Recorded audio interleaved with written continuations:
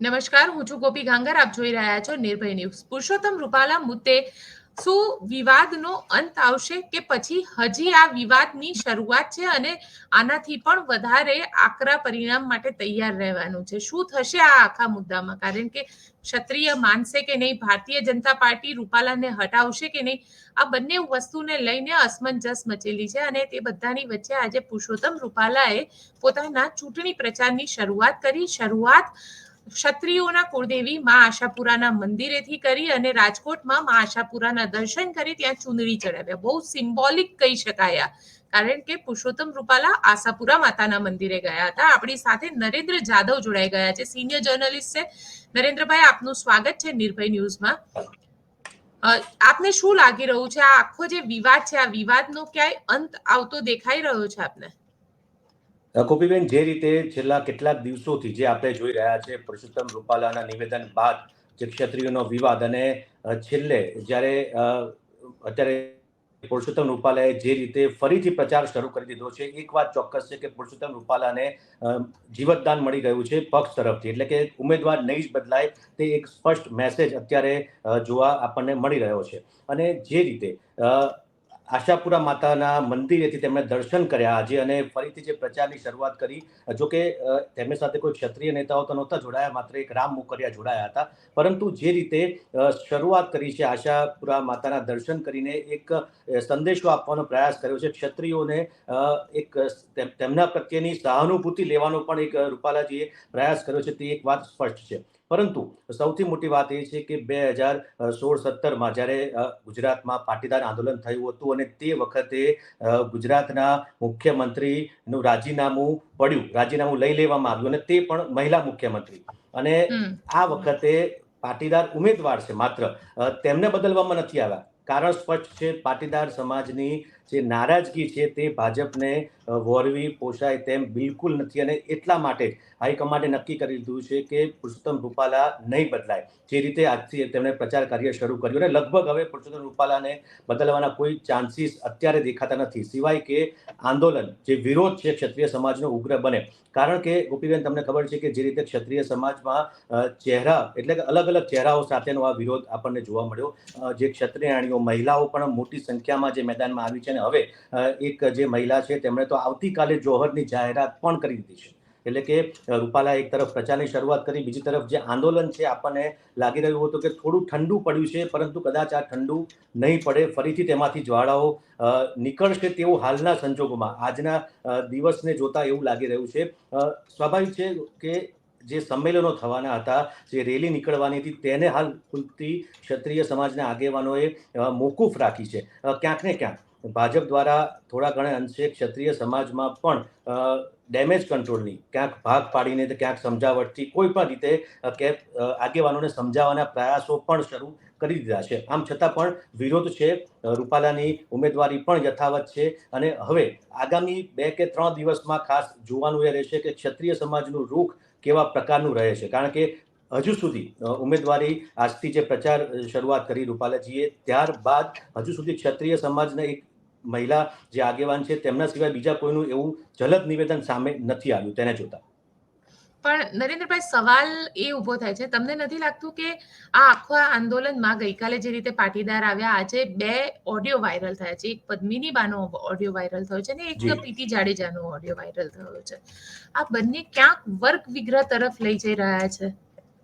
ચોક્કસ આ સંભાવના પહેલેથી જ વ્યક્ત થતી રહી છે અને હવે ચોક્કસ લાગી રહ્યું છે. કારણ કે મેં પણ પહેલા એક આ વાત મૂકી હતી કે સોશિયલ મીડિયાના માધ્યમથી જાતિ વચ્ચે, સમુદાય વચ્ચે, સમાજ વચ્ચે આ કદાચ વિગ્રહનું કારણ ન બને. રૂપાલાજીનું જે નિવેદન અને ત્યારબાદનો વિરોધ અને આજના દિવસે જે આપણે વાત કરી, જે આ 2 કથિત જે ઓડિયો વાયરલ થયા છે, ચોક્કસ જ્ઞાતિ વચ્ચે વૈમનસ્ય ઊભું થઈ રહ્યું છે, એ વાત ચોક્કસ છે.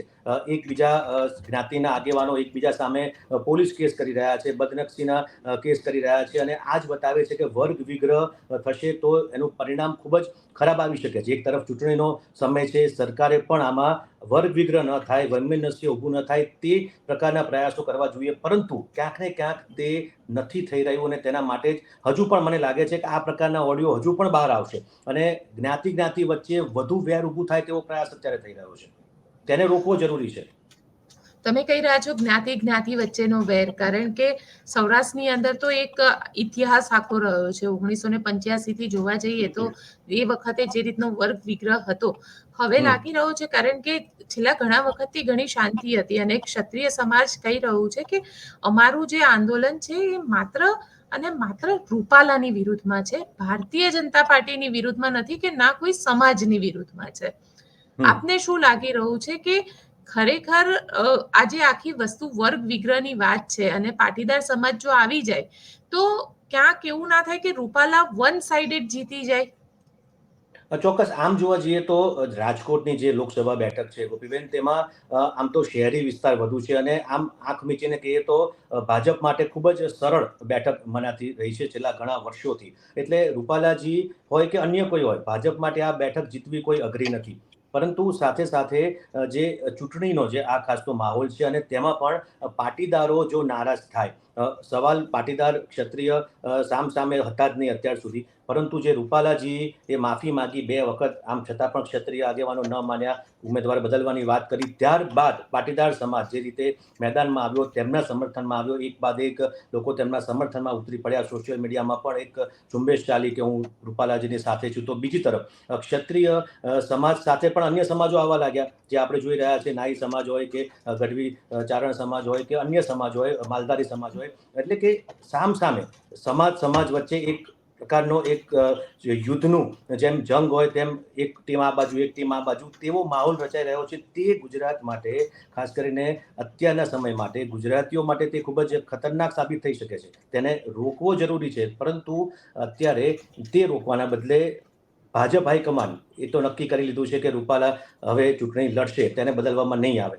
ભલે અન્ય જગ્યાએ ઉમેદવારો બદલ્યા, ત્યાં આંતરિક અસંતોષ હતો, પરંતુ અત્યારે પાટીદારોનો અસંતોષ, ખાસ કરીને સૌરાષ્ટ્રમાં ભાજપને સામે આવે તે બિલકુલ પાલવે તેમ નથી. એટલે એટલા માટે જ વર્ગ વિગ્રહ થાય તેવી શક્યતાઓ અત્યારે જોવાઈ રહી છે, પરંતુ તેને કોઈ પણ હિસાબે ડામવાની પણ એટલી જ જરૂર છે અને તેના માટે સરકારે પણ કોઈ પણ રીતે ક્ષત્રિયોને પણ સમજાવવાની એટલી જ જરૂર છે. ક્ષત્રિયો ભલે નથી માની રહ્યા, માફી માગી હોવા છતાં પણ તેઓ ઉમેદવાર બદલવાની માંગ કરી રહ્યા છે, પરંતુ આ ભાજપ છે.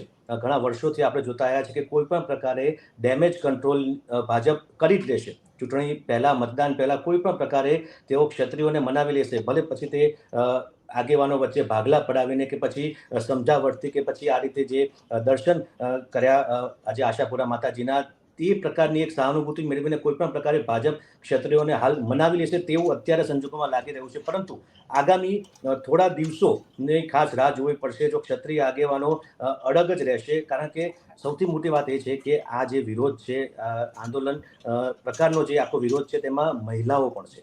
એટલે મોટી વાત એ છે કે મહિલાઓએ પણ આમાં ઝુકાવ્યું છે અને એટલા માટે જ આ આંદોલન જલ્દીથી, આ વિરોધ જલ્દીથી સમાપ્ત થાય તેવી શક્યતા હાલમાં ઓછી છે, પરંતુ થશે ખરા. ભાજપ મનાવી લેશે એવું મને લાગે છે. તમને લાગી રહ્યું છે કે ભાજપ મનાવી લેશે? ભાજપ કોને મનાવશે? ક્ષત્રિયો તો માનવા તૈયાર નથી થઈ રહ્યા. સાથે રૂપાલા છે, રૂપાલા પોતે ચૂંટણીના શ્રી ગણેશ કરીને બેઠેલા છે. હવે અહીંયા તમને એવું લાગે છે કે આલા કમાન જે છે એટલે ભાજપનું હાઈ કમાન, જેમાં અમિત શાહ આવે ને પ્રધાનમંત્રી નરેન્દ્ર મોદી આવે, જે બંને ગુજરાતથી આવી રહ્યા છે ને આ આખી બવાલ જે છે એમના જ ગૃહ રાજ્યમાં થઈ રહી છે. તમને લાગે છે કે એ લોકોના ઇન્ટરવ્યુથી આખા મામલામાં ક્યાંક સોલ્યુશન આવશે? બિલકુલ. પછી એમને મેદાનમાં ઉતરવું જ પડશે. તમને કદાચ યાદ હશે કે 2017માં કારડિયા રાજપૂત સમાજના જે આગેવાન દાનસી મોરી, જે ભાવનગર નજીક બુધેલ ગામના હતા, તેમની સામે ખોટા કેસો કરવામાં આવ્યા, તેમને હેરાન કરવામાં આવ્યા અને સીધો આરોપ જીતુ વાઘાણી, તે વખતના પ્રદેશ પ્રમુખ, ઉપર મૂકવામાં આવ્યો હતો અગાઉના. અને તે વખતે પાટીદારો કે એ આંદોલન તો અલગ હતું, પરંતુ જે ક્ષત્રિય એટલે કે જે કારડિયા સમાજ જે છે તેમના દ્વારા જે આ આંદોલન કરવામાં આવ્યું, ક્ષત્રિય કારડિયા રાજપૂતો દ્વારા મોટી સભા કરવામાં આવી અને તે વખતે આખા ગુજરાતમાં એક મોટો જુવાળ ઊભો થયો હતો કે આ વખતે જે જીતુ વાઘાણીને તો હરાવવા જ છે, સાથે સાથે અન્ય જ્યાં જ્યાં પણ અમારી જે બહુમતી છે, જ્યાં જ્યાં બેઠકો પર અમારું વર્ચસ્વ છે, પ્રભુત્વ છે, ત્યાં પણ હરાવીશું. ત્યારે છેલ્લી ઘડીએ કોઈ પણ આગેવાનો મુલાકાત માટે, એટલે કે જે ક્ષત્રિય કારડિયા રાજપૂત સમાજના આગેવાનોને મુલાકાત માટે નહોતા આવતા, પરંતુ છેલ્લે અમિત શાહે આ મામલામાં દરમિયાનગીરી કરવી પડી અને તેમણે એમ કહ્યું હતું દાનસી મોરીની સાથે સાથે જે સમાજના આગેવાનો હતા, જસાભાઈ બારડ હતા, કાનભા રજોડાવાળા હતા, આ સિવાય અન્ય જે આગેવાનો હતા, તમામને કીધું હતું કે હું મારી મૂછનો વાળ તોડીને તમને આપું છું અને કહું છું કે આ જે કેસ છે તે પાછા ખેંચી લેવામાં આવશે દાનસી મોરી સામેના. ત્યારબાદ તમામ જે રાજપૂતો છે તેઓ થોડાક તેમનો જે રોષ ઓછો થયો અને ત્યારબાદ તેઓ માન્યા હતા. પરંતુ અત્યારે પરિસ્થિતિ હું તમને કહી દઉં કે થોડાક કેસ પાછા ખેંચ્યા, ત્યારબાદ ફરી વખત 2 વર્ષ પછી કેસ કરવામાં આવ્યા હતા, પરંતુ તે સમયે જે ડેમેજ કંટ્રોલ અમિત શાહને જ કરવું પડ્યું હતું. એટલે આ વખતે જો ક્ષત્રિયો કદાચ નહીં માને, તેઓ તેમની માંગ ઉપર અડગ રહેશે તો અમિત શાહ ચોક્કસ મેદાનમાં ઉતરશે તેવું મને લાગી રહ્યું છે. પણ કારણ કે આ વિવાદને પણ અત્યાર સુધીમાં લગભગ 10 દિવસનો સમય થઈ ગયો છે, તમને લાગે છે કે આ ક્ષત્રિય વિવાદ, કારણ કે હવે આખા દેશ તરફ આ વળી રહ્યું છે, રાષ્ટ્રીય કરણી સેનાના અધ્યક્ષ જે છે તે પણ ગુજરાત આવવાના છે, રાજસ્થાનમાં સોશિયલ મીડિયા ઉપર તો નેશનલી એક આખું કેમ્પેન ચાલી ગયું, બોયકોટ, રાજપૂત બોયકોટ બીજેપી કરીને. અને આ તમને લાગી રહી છે કે આ જો ક્ષત્રિય અને ગુજરાતથી નહીં રોકવામાં આવે તો આની જ્વાળા જે છે આખા દેશની અંદર ભારતીય જનતા પાર્ટીને નુકસાન પહોંચાડશે? હા, સ્વાભાવિક છે. જ્યાં જ્યાં જે રાજપૂત સમાજ, ક્ષત્રિય સમાજનું જ્યાં જ્યાં પ્રભુત્વ છે, જ્યાં અસરકારક જ્યાં મતદારો છે ત્યાં અસર કરી શકે છે. કરણી સેનાના જે અધ્યક્ષ મકરાણા એમણે પણ કીધું કે હું ગુજરાત આવી રહ્યો છું, એટલે કે આંદોલન આગળ વધી શકે, આ વિરોધ અન્ય રાજ્યોમાં પણ થઈ શકે છે. પરંતુ તે પહેલા ભાજપ પાણી આવે તે પહેલા પાળ કદાચ બાંધી લેશે, કારણ કે ભાજપ અત્યારે આપ જોઈ રહ્યા છો કે ફૂંકીને પગલાં ભરે છે. પહેલા જે રીતે નિવેદન આવ્યું, આ જે વિવાદાસ્પદ નિવેદન આવ્યું રૂપાલાનું, ત્યારબાદ તેમણે માફી માંગી, જયરાજસિંહ ને બધા આગેવાનો ભેગા થયા, ત્યારબાદ પણ ન માન્યા, ત્યારબાદ CR પાટીલે પણ 2 હાથ જોડીને માફી માંગી. એક બાદ એક સ્ટેપ બાય સ્ટેપ ભાજપ અત્યારે ફૂંકીને પગલાં ભરે છે. ત્યારબાદ પણ ન માન્યા, સંકલન સમિતિની બેઠક થઈ, જે આગેવાનોને પ્રદીપસિંહ હોય, ભૂપેન્દ્રસિંહ હોય, તે બધાને જે સાઈડમાં હાસ્યમાં ધકેલી દીધા હતા, કે જાડેજા હોય, તે તમામને પાછા બહાર બોલાવ્યા અને કહ્યું કે તમે સમજાવો, તો પણ ન માન્યા. અને હવે એક જે સ્ટ્રેટેજી ભાજપે અપનાવી છે, ટિકિટ રદ નહીં થાય તેવો સંદેશો આપી દીધો રૂપાલીજીને આજના પ્રચાર કાર્ય શરૂઆત કરાવીને. એટલે કે સ્ટેપ બાય સ્ટેપ ભાજપ અત્યારે પગલાં ભરી રહ્યું છે. હજુ પણ ભાજપ 1-2 દિવસ જોશે, જો કેવું હવે પ્રત્યાઘાત પડે છે. રૂપાલાજીએ પ્રચાર કાર્ય શરૂ કર્યું, એનો સીધો મતલબ છે તેઓ ચૂંટણી લડશે. હવે કેવા પ્રકારના પ્રત્યાઘાતો આવે છે ક્ષત્રિય સમાજમાંથી, ત્યારબાદ આગળનું પત્તું ભાજપ ઉતરશે તેવું હાલ લાગે છે. એટલે તમને લાગે છે કે ભાજપ પણ રણનીતિ કરીને આગળ વધી રહ્યું છે આ આખા મામલામાં? કારણ કે જે રીતે શરૂઆતમાં તેમનાથી બફાઈ ગયું કે જયરાજસિંહ આવ્યા અને જયરાજસિંહભાઈને લાવ્યા ને અને વિવાદ ઓર વધી ગયો, હવે ભાજપ જેને કહી શકાય કે દૂધનો દાજ્યો પણ છાસ ફૂકીને પીવે પરિસ્થિતિમાં આવી ગયું છે. સ્વાભાવિક છે, કારણ કે આપણે પણ જોયું છે કે અત્યારે તમામ જે ભાજપના આગેવાનો હોય કે ઇવન અત્યારે જે મીડિયા ડિબેટ્સ થતી હોય છે અલગ અલગ જગ્યાએ ચૂંટણી પહેલા, તેમાં પણ ભાજપના લોકોને બોલવાની સ્પષ્ટ મનાઈ કરી દેવામાં આવી છે. વાણી વિલાસ જો થશે તો કદાચ ભાજપને મુશ્કેલી થશે. અગાઉ આપણે જોયું છે કે કોંગ્રેસના નેતાઓ વાણી વિલાસ કરતા, મણિશંકર હોય કે અન્ય નેતાઓ હોય, તેના કારણે આખો માહોલ ગરમાતો દેશનો, અને તે તક ભાજપ ઝડપી લેતો. આ વખતે ભાજપના જ નેતાની જે આ વાણી વિલાસ છે, પરંતુ કમનસીબી એ છે કે કોંગ્રેસ આ તકને એટલી બધી નથી ઝડપી શકી, કારણ કે નબળો વિપક્ષ થઈ ગયો છે ગુજરાતમાં.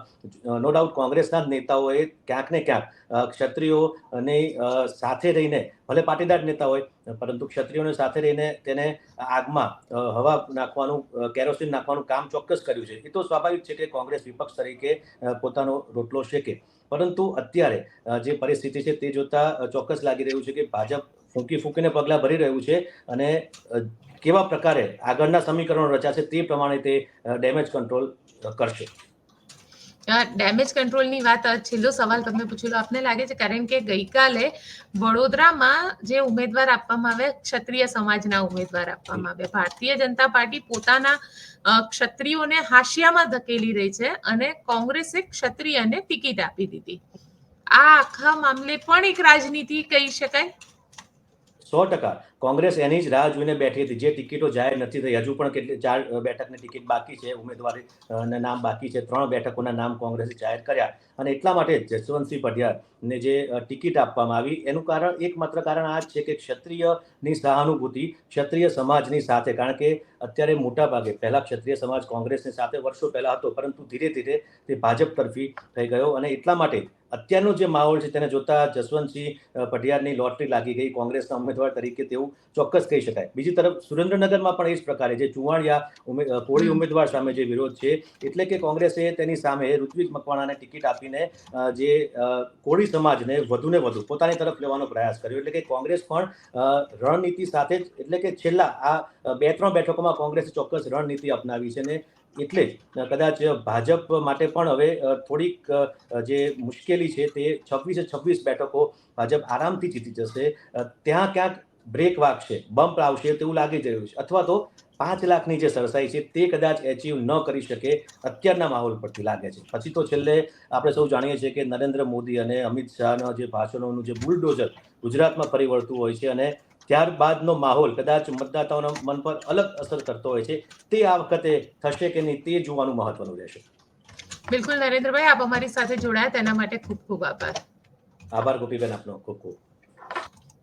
આ હતા નરેન્દ્ર જાદવ, જેમનું કહેવું છે કે ભારતીય જનતા પાર્ટી હવે શું કરે છે તે પણ જોવાનું દિલચસ્પ રહેશે, અને સાથે સાથે કોંગ્રેસ જે છે આ વખતે સ્ટ્રેટેજી સાથે આગળ વધી રહી છે અને ક્ષત્રિયને ટિકિટ પણ આપી દીધી છે.